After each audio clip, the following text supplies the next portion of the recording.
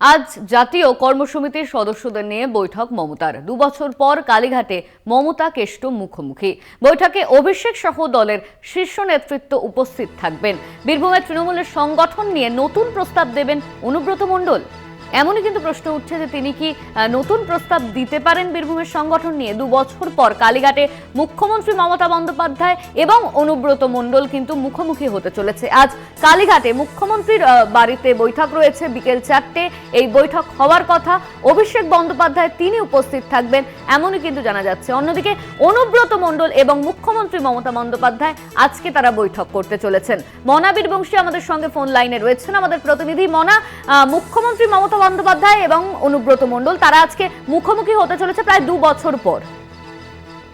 একেবারেই তাই। দেখো অনন্যা, নিঃসন্দেহে অত্যন্ত তাৎপর্যপূর্ণ গুরুত্বপূর্ণ বিষয়।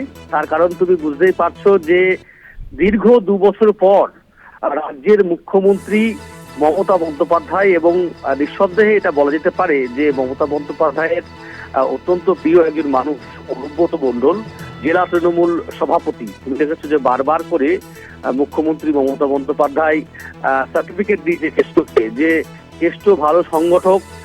তার নিয়ে ভূয়সী প্রশংসা মুখ্যমন্ত্রী গলায় বারবার কিন্তু শোনা গেছিল। সেই মুখ্যমন্ত্রীর সাথে অনুব্রত মণ্ডলের দীর্ঘ 2 বছর পর মুখোমুখি চলেছে কালীঘাটে। কারণ তুমি আজকে জানো যে আজকে তৃণমূলের জাতীয় কর্মসমিতির বৈঠক।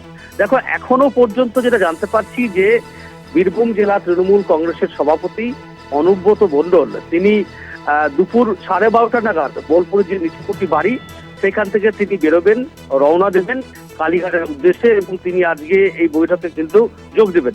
দেখো অবশ্যই অনুব্রত আজকে এই যে কালীঘাটে বৈঠকে যোগ দেওয়া, এই যোগ দেওয়া নিয়ে বীরভূম জেলায় বিশেষ করে অনুব্রত অনুগামীদের মধ্যে বটেই যে তাদের বাড়তি একটা অক্সিজেন জুগিয়েছে যে তাহলে অনুব্রত মণ্ডল এবং মুখ্যমন্ত্রীর মুখোমুখিতে অনুব্রত ঠিক কি কি প্রস্তাব বা কি কি জেলার সাংগঠনিক বিশেষ করে তৃণমূলের সংগঠন কি কি বিষয় নিয়ে মুখ্যমন্ত্রীর দৃষ্টি আকর্ষণ করেন, মুখ্যমন্ত্রীও বিশেষ করে বীরভূম জেলার দিকে নজর থাকে তার, তিনিও বা কি সিদ্ধান্ত নেন। কারণ তুমি জানো যে এর আগে বিশেষ করে কোর কমিটি নিয়ে কিন্তু অনুব্রত মণ্ডল একটা প্রশ্ন তুলেছিলেন, যে তিনি বলেছিলেন যে কোর কমিটি বড্ড বোলপুর কেন্দ্রিক হয়ে গেছে এবং সদস্য সংখ্যাও অত্যন্ত নগণ্য। ফলত এই ধরনের বিষয়গুলো কিন্তু রয়েই যাচ্ছে। খুব স্বাভাবিকভাবেই বলা যেতে পারে আজকের এই কালীঘাটের বৈঠক, যে তৃণমূলের জাতীয় কর্মসমিতির বৈঠক, সেদিকে কিন্তু রাজ্যের মানুষের যেমন নজর রয়েছে ঠিক সেরকমই বীরভূমের রাজনৈতিক মহলের একটা বড় অংশের কিন্তু নজর রয়েছে।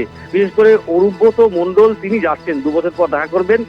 অনুব্রত মণ্ডলের কর্মীদের মধ্যে একটা বাড়তি উচ্ছ্বাস, একটা বাড়তি উদ্দীপনা কিন্তু জেলা জুড়েই কিন্তু নজরে আসছে। এবং অবশ্যই তুমি জানো যে গত 23-এর যে নির্বাচন বলো, 24-এর লোকসভা ভোট বলো, বীরভূমে কিন্তু টিম অনুব্রত মণ্ডলই কিন্তু কাজ করেছে। অর্থাৎ অনুব্রত মণ্ডলের দেখানো পথ, অনুব্রত মণ্ডলের হাতে গড়া বীরভূম জেলার তৃণমূলের সংগঠন, সেটি কিন্তু মূলত কাজ করেছিল। খুব স্বাভাবিকভাবেই আজকের এই বৈঠকের দিকে সকল নজর। কালীঘাটে বিকাল 4টার সময় যে বৈঠক রয়েছে সেই বৈঠকে কি উঠে আসছে সেদিকেই তাকিয়ে রয়েছেন বীরভূমও, সেটা কিন্তু বলা যেতে পারে। অনন্যা, ধন্যবাদ তোমায়। মনা আমাদের সঙ্গে ফোন লাইনে ছিলেন আমাদের প্রতিনিধি মনা বীরবংশী। আপনাদের আরো একবার জানিয়ে রাখি আজকে কিন্তু প্রায় 2 বছর পর কালীঘাটে মমতা বন্দ্যোপাধ্যায়ের সঙ্গে বৈঠকে বসতে চলেছেন অনুব্রত মণ্ডল। মুখোমুখি হতে চলেছেন মুখ্যমন্ত্রী মমতা বন্দ্যোপাধ্যায় এবং অনুব্রত মণ্ডল। বীরভূমের সংগঠন নিয়ে কিন্তু এই আলোচনা হতে পারে, নতুন প্রস্তাব দিতে পারেন অনুব্রত মণ্ডল, এমন কিন্তু মনে করা হচ্ছে।